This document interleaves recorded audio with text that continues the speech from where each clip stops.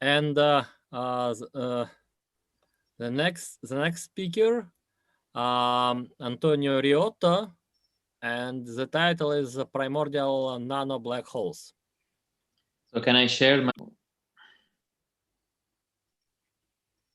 Okay, so first of all, let me thank the organizers for the nice invitation. It's always nice to see some colleagues that I've seen in person for many years. So the talk is about primordial nanoblack holes. So it's black holes which are related to the nanograph results that Chris has mentioned recently. So the plan of the talk, in fact, is quite simple. I'm going to make the point that if you assume that the nanograph 12.5 year signal can be ascribed to gravitational waves, those gravitational waves can in fact come from primordial black holes formed during radiation. So contrary to the previous speaker, I'm going to consider primordial black holes that have been formed during radiation, not during matter. And in that case, those primordial black holes can even form the totality of the dark matter. So if you are more interested in more details, you can have a look at this paper that got published this year in PRL, written by myself and by two students of mine, PhD students of mine, Valerio De Luca and Gabriele Franciolini.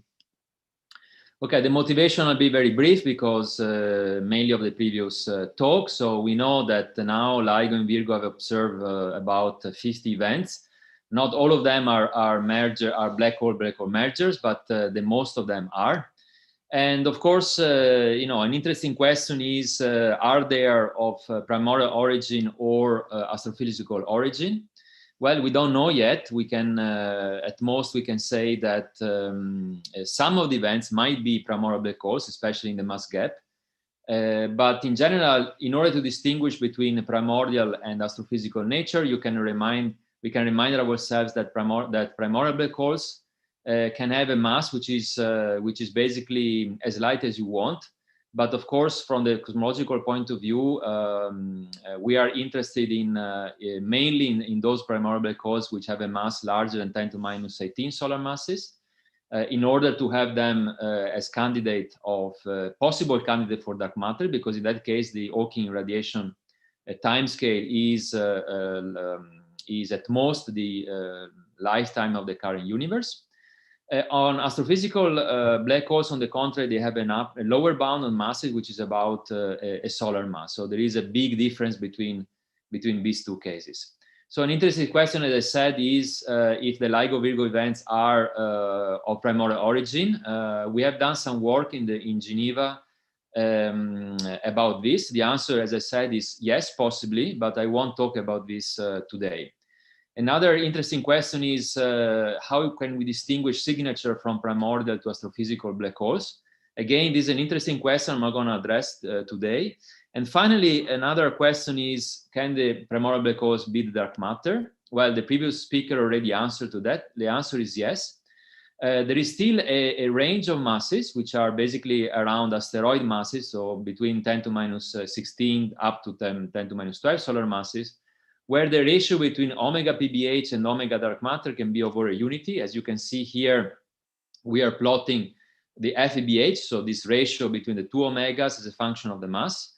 Of course, FEBH is a function of the mass in the sense that it depends on the mass function we are looking at, but its interesting part is that there are no constraints in this range. So in principle, if we are looking at asteroid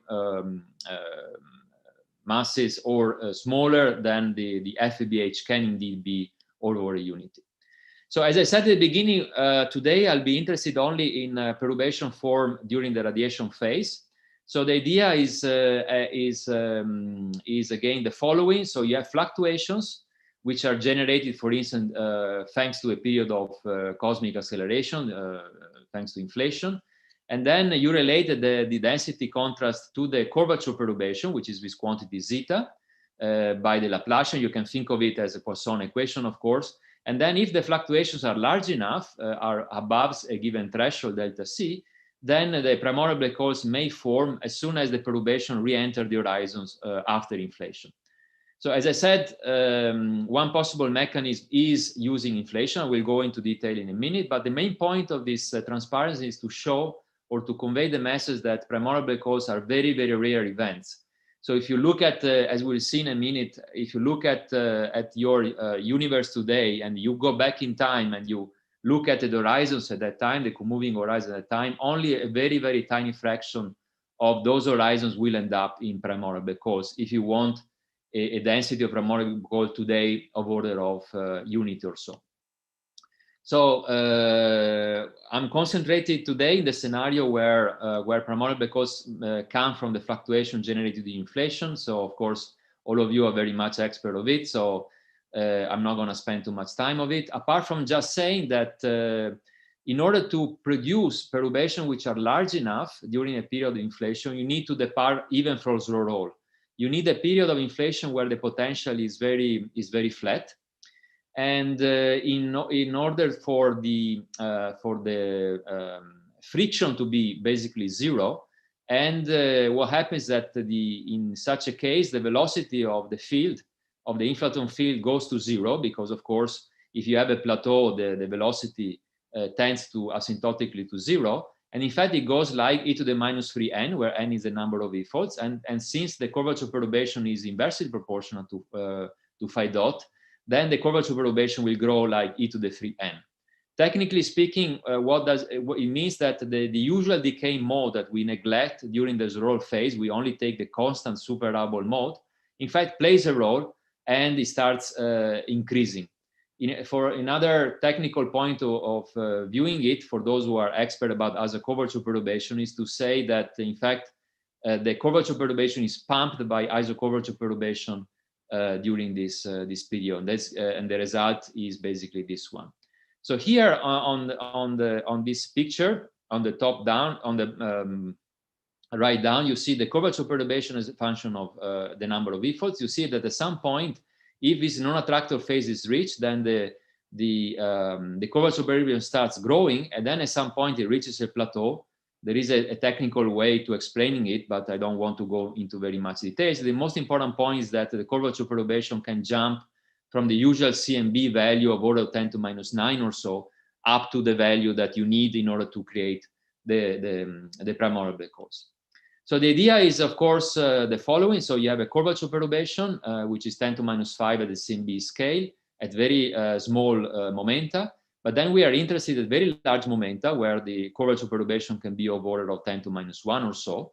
And those are basically very, very small scales where, which are basically not constrained. I mean, you can use mu distortion and so on, but basically there are no limits, even though you can say something a little bit more detailed.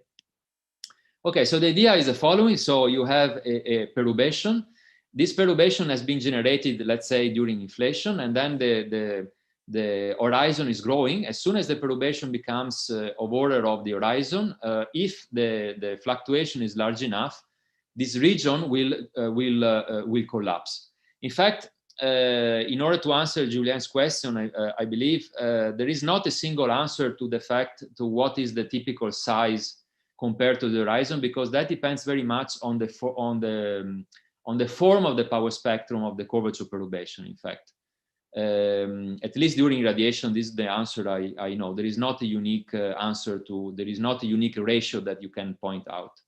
So once you have you understand this proxy, in order to compute how many fraction of horizon volumes end up in black holes, people what usually do is to compute the Gaussian, the integral of the Gaussian, which is integrated between delta C, the threshold up to infinity, and they usually take a Gaussian which is of course determined by the variance of the perturbation of the delta of the density contrast. In fact, things are a little bit more complicated, if not much more complicated, because of course physics is highly non-Gaussian. Is highly non-Gaussian both in the threshold, in determining what is the value of delta C, and also in computing what is the probability to have a given density constant at a given point. And the reason is very simple, because even though the inflaton fluctuations are Gaussian, then of course to go to the inflaton fluctuation to the curvature perturbation, and from the curvature perturbation to the overdensity perturbation, you have to pay a lot of nonlinearity. So this is something that we have worked on very recently. So let me spend maybe a couple of minutes on that. Let me show, in fact, when you have a very long period of this ultras or roll or on a plateau phase, when you have a plateau, what you have to do is the following. First of all, the overdensity is not linearly connected to the curvature perturbation, but you have a highly nonlinear relation on super Hubble scales. Okay, so this is generic. It is something that you cannot avoid. It's ineludible, as we can say. Then, of course, in order to compute that, in order to see if a primordial black hole is formed, you don't have to use this delta R, but in practice, in order to max numerical simulation, what you have to do is you have to compute the average of this fluctuation of this profile over a given volume of radius Rm, which is the point where there is a maximum of a given function that determines if the primordial black hole will form or not. And then when you plug this thing on, what you discover is that this delta M, so this average, if you like, density contrast, is not linear. It's not related linearly to the zeta, which could be, for instance, Gaussian. But in fact, there is a quadratic piece all the time. So this, again, this is something that is not model dependent. It does not depend on the model inflation. This is universal. So in order to compute the probability of delta M, you can use this probability conservation and compute the probability of this delta L, which is the first derivative of zeta. This is also very physical because zeta, of course, as you know, you can always change your coordinate system in such a way to remove a constant zeta. So it's clear that the physics has to depend on the first derivative. In fact, it will depend on the second derivative at the end of the day, like the equivalence principle is determining. So at the end of the day, you have what? You have the equation for the plateau. You can solve it. You can use the delta N formulas to compute the zeta. And you can see there is a nonlinear relation between the fluctuation of delta phi that could be Gaussian and zeta. So you have a nonlinear, already a non-Gaussianity here. And then delta L is related to zeta prime, again non-linearly. So at the end of the day, you don't get a Gaussian distribution for your perturbation, but you get, in fact, at least in this particular case, you get a Cauchy distribution. And you can see that the beta can be orders of magnitude different from the usual standard Gaussian computation. So this is just to alert people that when you see a Gaussian expression, you should not simply use it because it's simply wrong. Okay, so having said that, let's go back to the gravitational waves. So the same process that gives rise to the primordial black holes eventually, or even though, as already Chris said, even though the primordial black holes is not formed, even though the fluctuations are not above a given threshold, tensor modes are produced at second order in perturbation theory because the source of the gravitational waves goes like the square of the curvature perturbation, which is already related to delta over rho that will eventually give rise to the primordial black holes. So these gravitational waves are formed at horizon crossings when the perturbation re-enter the horizons.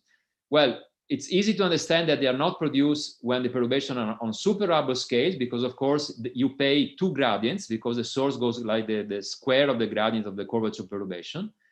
On the other side, in radiation, they are not even produced on sub-Hubble scales because you pay the transfer function.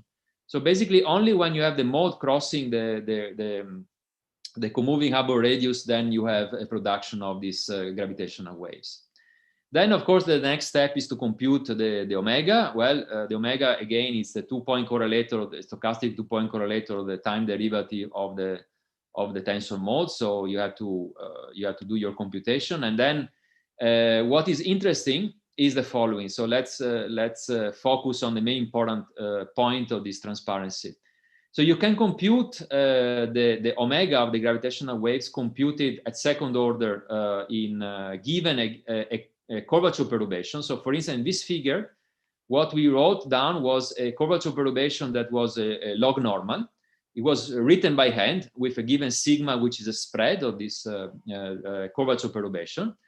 And then, at least in radiation, there is a universal behavior that goes like k cubed when you are at the left of the peak. And then the important point is that on the right of the peak, the omega always goes like the square of the power spectrum of the curvature perturbation. okay, for momenta larger than k star, where k star is the point where you put the peak. Okay, so in particular, this is going to be important for what I'm going to say later on. In particular, if the power spectrum of zeta is flat, if you are able to produce a flat power spectrum, then of course, in this region, at least you know, for k larger than some key value, you get a power spectrum of gravitational wave which is going to be flat as a function of the frequency. Now, there is a nice connection that we pointed out some time ago, which connects the mass of the primordial black holes to the frequency of the tensor modes which are produced. Because, of course, as I said before, the tensor modes are produced for momenta or frequencies corresponding to the horizon when the primordial black holes are formed. But the horizon is basically also telling you there is a one-to-one correspondence between the horizon radius and the mass of the black hole. So there is a nice correspondence between the mass of the primordial black holes and the frequency of the experiment or the signal you want to look for. And it's nice to realize that if you put the LISA millihertz frequency, then you end up with a mass of order 10 to minus 12 solar masses, where the primordial black holes can be, in fact, the totality of dark matter. So this is a kind of very, very nice PBH dark matter LISA serendipity, because you can say that if you detect a signal of a stochastic signal gravitational waves through LISA or any other experiment in this range, and if you believe, of course, that that signal comes from the same mechanism giving rise to primordial black holes, then you end up in this green region as well, which is interesting because the primordial black holes provide the totality of dark matter. You don't need any exotic component. Another important point is the following, that even though the gravitational waves, the primordial black holes do not form the dark matter, you expect a large amount of gravitational waves. And the argument is very simple. Let's, for a time, for the sake of simplicity, use the expression which is Gaussian, even though I told you that you should not use it. But let's, for a time being, adopt this relation. So the FEBH is directly proportional to e to the minus the square of the threshold divided by the amplitude, which is the power spectrum of your density contrast. And of course, as you see from this formula, if you change a little bit this amplitude, the FEBH can change a lot, but omega goes like the 4 power of this A. So it doesn't change that much. So in that case, what happens is the following, that you can change the dark matter abundance by a lot, but in fact, the amount of gravitational waves is not changing by a lot. Okay, so now let's go back to the nano graph 12.5 year result. So there is, as Chris also said, there is a millisecond pulsar signal that is sensitive to the presence, eventually to the presence of stochastic gravitational wave background. What is measured is the cross correlation of time residuals. So you basically have a signal which is, there is a residual goes like the square of the amplitude of the gravitational waves. It goes like 1 over f cube, and then there is a function which depends on the angular distribution of the millisecond pulsars. So the nanograph 12.5 year, the nanograph collaboration has published recently some results that test that there is a strong evidence, this is what they call it, for a stochastic common process, about 45 pulsars. They don't claim, of course, that this stochastic common process is due to gravitational waves. But what they have noticed is that the residual have dependence on the frequency, which you see in this plot here, which can be parameterized by a power law as a function of the frequency with a given amplitude, which is of order of 10 to minus 10. Now, the point is that this amplitude, this spectral index, if you like, which is parameterized by historical reason as gamma 5 minus gamma equal 5 is, as you can see from this picture, is still allowed. And so what I'm going to exploit in the following is I'm going to use this fact that gamma equal 5, or in any case a spectrum which is flat, is still okay, is still allowed by the data. Of course, the situation from the observational point of view is very similar to the CMB of many years ago when Kobe measured the monopole. And of course, we had to wait a boomerang and then, of course, other experiments to measure the multiples of the cosmic background anisotropies. So here the situation is very similar. The signal might be a stochastic signal due to gravitational waves, but of course, in order to say that this is the case, one should look more into detail into the quadrupole, for instance, and find what is called this Elling's correlation pattern, which is specific of the gravitational waves. Of course, if you look at the data right now, the situation is completely confusing. You can't say that the data follow the HD prediction, but of course, maybe in the future, we will have a more accurate data and we'll be able to see if this pattern is followed. In that case, we might have a first indication of a stochastic background of gravitational waves. But let's assume that is the case for the time being. So what we did was the following. Let's suppose that we have a mass function of the primordial black hole, which is this blue line. So we took this, where does it come from? So basically what we did was we took a curvature perturbation, a spectrum which is flat between two momenta, Ks, the large momentum, and Kl, which is the small momentum. Okay, so you basically have a step function, if you like.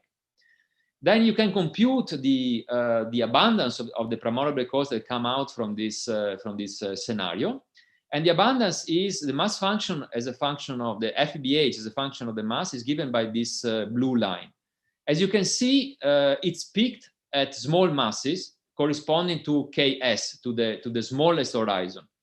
And the reason is the following. You might expect that if you have a power spectrum which is flat of the curvature perturbation, you might expect that all the primordial black holes are formed with the same amplitude. And the answer is no.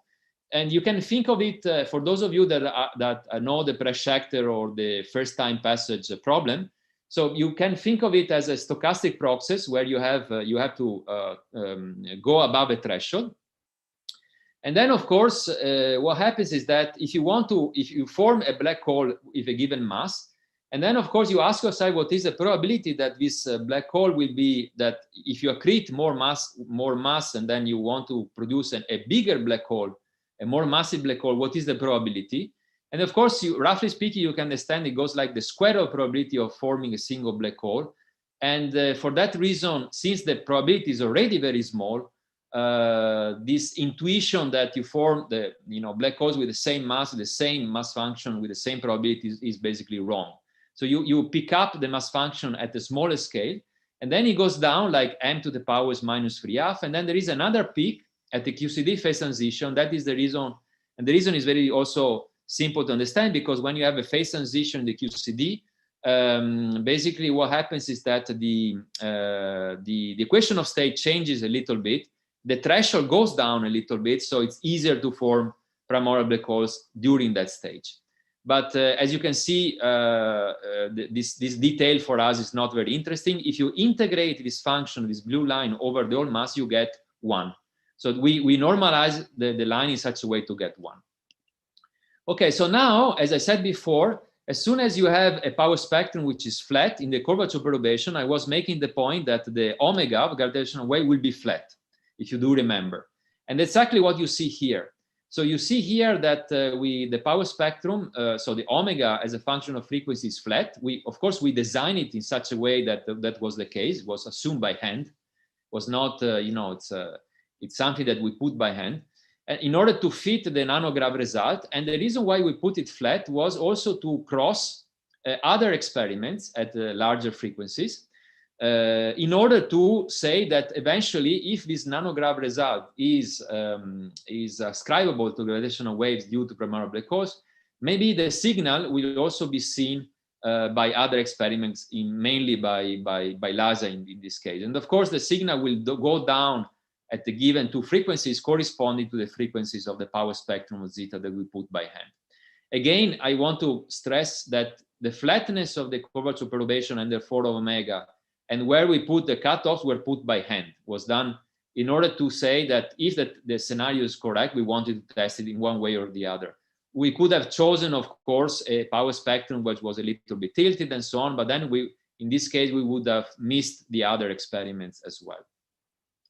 Now, after our paper was written, appeared in the archive, there was another paper by the group of Alex Kusenko et al., who pointed out, in fact, that our prediction might be, in fact, in good agreement with one event that was being seen by this hyper supreme camera, the Japanese experiment, which I've seen one event so far, one lensing event that they said it might be ascribable to a primordial black hole, again of very light mass. So what the group of Kusenko has done, they've taken our mass function, which is here the green region, as you see, the peak and the QCD peak, and then they ask themselves what region of the parameter space will be in accordance with only one single event that this HSC have seen, which is this purple line here.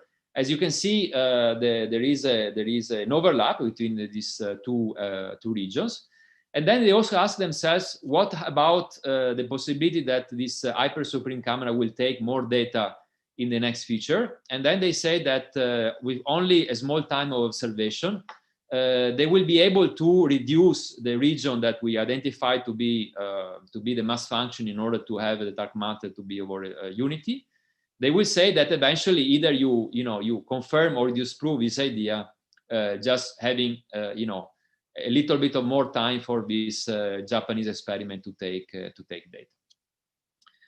Okay, so I think I will conclude here. So the conclusion, as I said, is quite simple. We said that we claim or we indicate the fact that if the nanograph 12.5-year signal is consistent with the primordial black holes, meaning that the signal comes from the gravitational waves that are unavoidably generated by the same process of formation of primordial black holes, even though I want to stress again, you don't need to form primordial black holes to form tensor modes, as also Chris pointed out nicely before. Now, in that case, the signal might be compatible with a range of massive primordial black holes, such that the totality of the dark matter might be given by primordial black holes. And I think I will stop here. Thanks a lot. Okay, thank you. Then questions or comments, please. Okay, the first in the row, Igor, please. Hi, Tony. Hi, Igor. Thank you very much for nice presentation. Remember our common paper where particles were produced during inflation? Yes. And because of that, inflaton slowed down. Yes. Almost to zero velocity. Mm-hmm. Will this help for you? You need flat potential and zero velocity. Yeah, I would say it will help. Of course, that depends very much how much phi dot has to go, because you see, you have to go from, you have to recover 5 orders of magnitude basically in phi dot, right? Yeah, and also duration of the phases. And the duration, yeah. So I would say that if you can do it, which I remember from our paper, that was not that easy. I remember much larger, much tinier values of the change in phi dot. But in any case, suppose that you can do it. Maybe you can have many resonances, I don't know. Then in that case, yes, and I would expect that the mass function will be picked around the point where you will be picked around the corresponding mass of the fermion or scalar that you produce, I would say. In fact, in order, you haven't thought about it. No, not. I have to check the literature, but it might well be that people have already written something like this. Would be interesting, because otherwise potential looks strange, but this mechanism is general. Just we need super heavy fermions. That's it. Yeah. No, I agree. I have to check the literature, because it might well be that people have already written such a thing. Yeah. I'll be surprised if they don't, but yeah. In any case, it's a nice observation. Thanks. Okay, then Julien. So, Tony, as you said in your toy model, where you take a step-like spectrum, you can choose the two cutoffs as you want. Yes. If you would move one of the cutoff in such a way that the signal would be observable even in the Einstein telescope at smaller frequency, would you need to renormalize everything down in order to still have the right fraction of black hole, or not? No. Okay. Then it's totally because the amount of tensor modes does not depend on the well, does not depend in a very sensitive way, as I was saying, on FBH. Remember, I was showing that. So this is transparency because probably that I should highlight. You see, you change a little bit A, and you still have the same omega basically. So in order to compute, to have FBH over a unity, you can change slightly this amplitude, but still omega won't change by orders of magnitude. So that's the nice thing about this. Okay, thank you.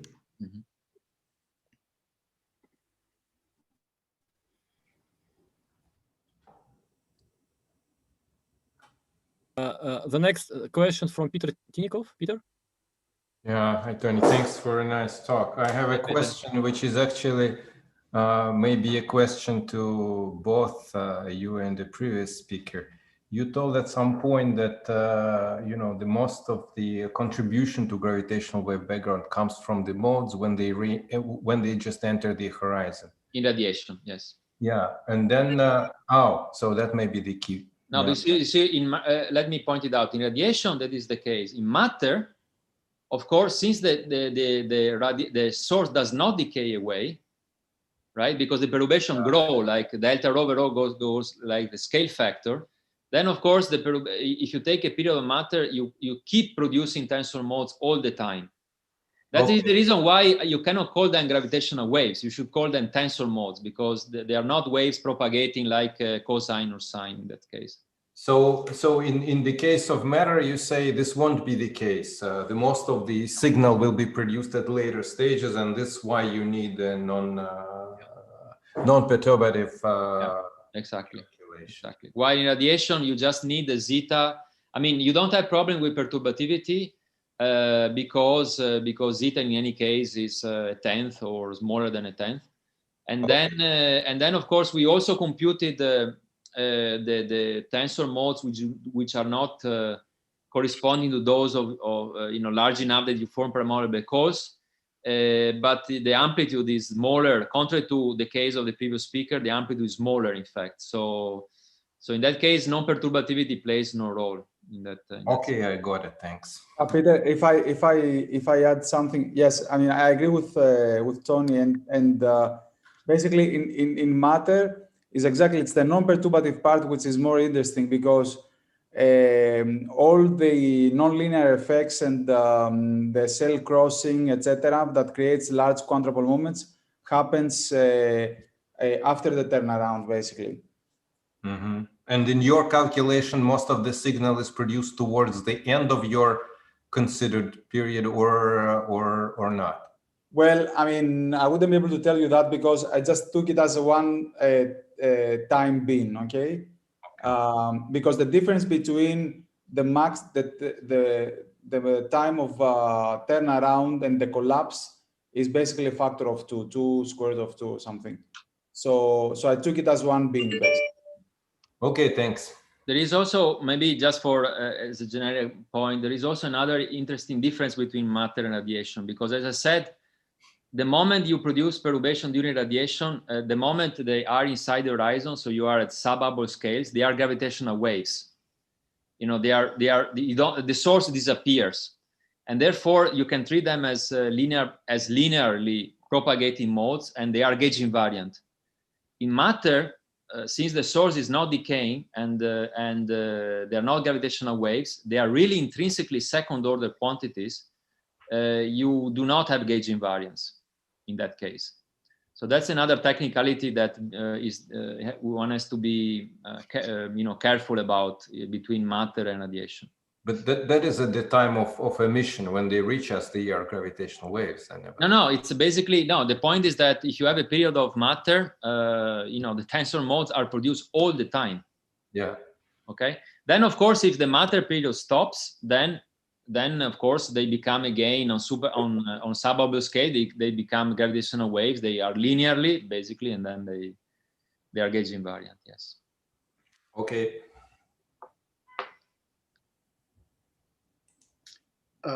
One short question. Maybe. Igor, do you want to say something else? Yeah, very short. Tony, in the morning there was a talk by Sasha Dolgov. Mm-hmm. He had different source of initial perturbations, but he also had a black hole formed around QCD. Mm-hmm. But he claimed that characteristic mass is 10 solar masses. Yeah, it's about, that's scale. Yeah. It's a little below 1 solar mass. It's order of magnitude difference. I don't. It's not important, but whom we have to trust. Well, I believe. Well, I'm not an expert of what happens at the QCD phase transition, but I believe. I mean, since you are in radiation, first of all, there are many phase transition at QCD epoch. Yeah. So there are supposing the QCD. Well, it's not really a phase transition; it's a crossover, and then. One really has to look at many details, like what is the threshold at the QCD phase transition, what is the, again goes back to the question, what is the amount of perturbations when you compute the mass of the black hole, what amount of mass is ejected away, and so on. So I guess this can be only answered by numerical GR simulation. I mean, there are people doing it, and I know it's not a piece of cake, but so I don't know the answer to your question, if you are closer to 1 or to 10, honestly speaking. At least 1 order or 2 orders of magnitude uncertainty. Yeah, well, in the mass, yes, because also, as Julien was saying, I mean, there is not a linear relation between the mass of the horizon and the mass of the primordial black hole. That depends on many, there are scaling relations that people have worked out, but but there is a lot of discussion about this. But I guess the final answer will come only from numerical simulations, I believe.